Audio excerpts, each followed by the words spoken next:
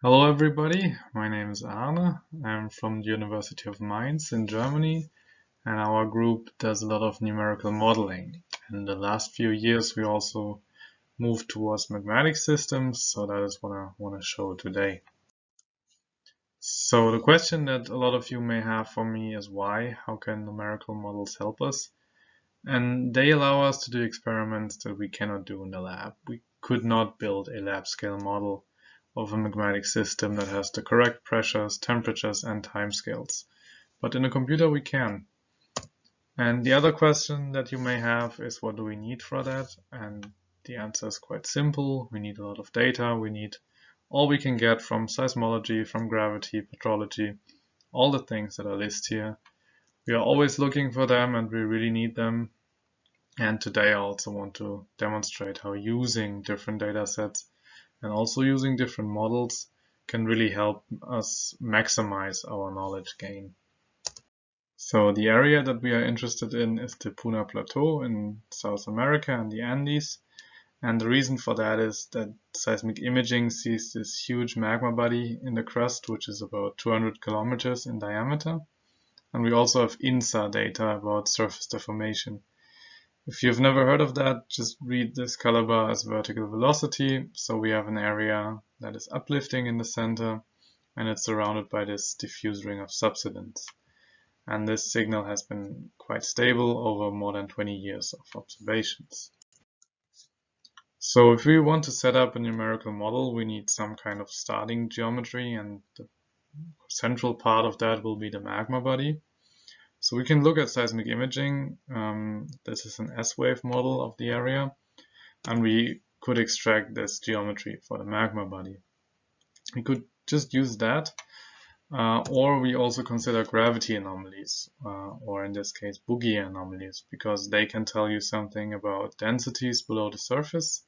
And we can already see in this picture here that in the area where we should have the magma body, there's certainly something going on with the gravity anomalies. So if we ever want to fit a gravity signal like that, we have to consider that below the Andes we have a thickened crust or a crustal root, which will produce the background signal, which looks like this in our model. And on top of that we can now add the magma body. And the way we do that is we start from what seismic imaging sees here in red, and then we transform that into this blue body, which is still close to what seismic imaging sees, but it also produces this kind of overall gravity signal, which now also nicely fits with the observations that we have. But there's more that we can do with gravity, and that's because it is non-unique. So gravity anomalies are a function of the density contrast, and also the volume of a body. So what we did is not just make one of those, but actually we made more than 90,000 of those, where we always slightly change the density contrast, and also various geometric parameters, which all went into the volume of the body. And if you run that many models, you can do some statistics on your data. And if we focus on density contrast now, we can see it should be around 110 kilogram per cubic meter with a standard deviation of 10. And from that we can actually take another step, because now we know that we should be in this range for density contrast. And because we know about eruption products, we also have an idea of what the melt at depth should be in terms of density. And we can, with some additional constraints on water content, we can drop this diagram, and we can see that we should be in this area, which would be in the range of 15 to 22% melt. So with all of that in mind, we can move from the gravity model to the thermomechanical model, which has this starting setup. And the code that we have in our group is called LAMEM. It's a Stokes code, which means it's driven by density contrasts. So we have no additional pressure sources in the magma anywhere, Everything is just driven by the fact that this material is going to be less dense than the surrounding crust. And also important is that we have a temperature and strain rate dependent viscoelastoplastic rheology, which means that all the deformation mechanisms that we can see in real rocks, we can also observe in our model.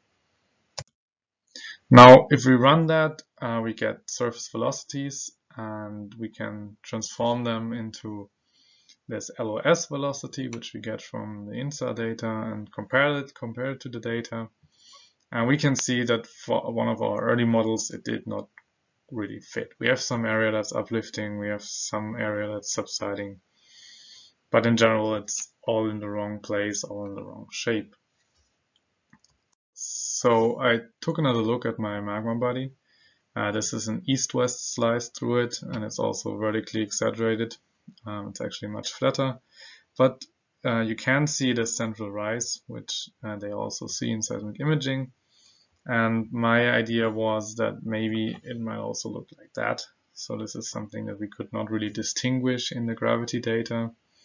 But if we run our thermomechanical model with this kind of geometry, where we can actually get these kind of surface velocities. So now we are actually in the correct spot, and we also have a nice circular shape. So if we look inside the model and see what is actually going on in the magma body, here you can see the central rise again. And if you plot the velocities in here, we can see that material is flowing from the outside of the magma body towards the center, and then upwards from there.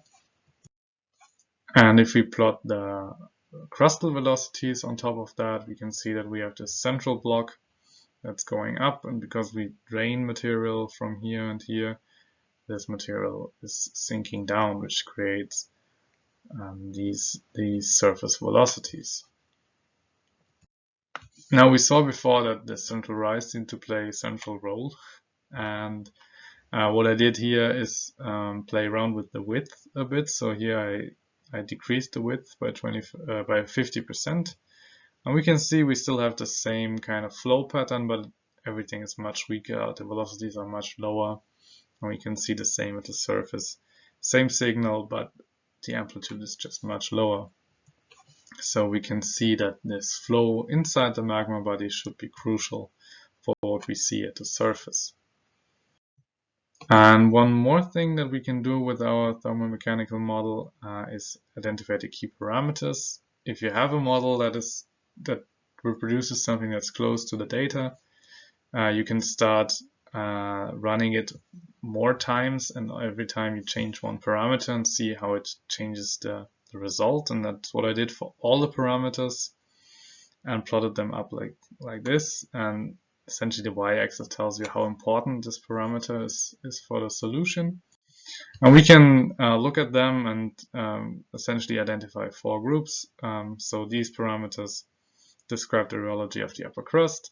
This one is pretty obvious. It's the density contrast between magma and crust.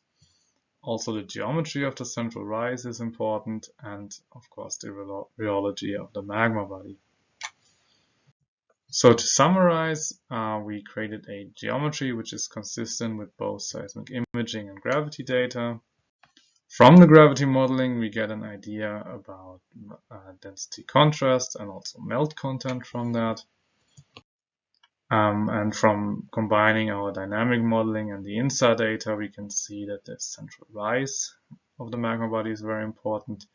And we can also identify the key parameters that the system is sensitive to. So that is all from my side. I hope that this served as a nice introduction of what we can do with numerical models in magmatic systems. And with that, I would be happy to take your questions. And if we run out of time, please feel free to email me, and maybe we can even set up a little chat.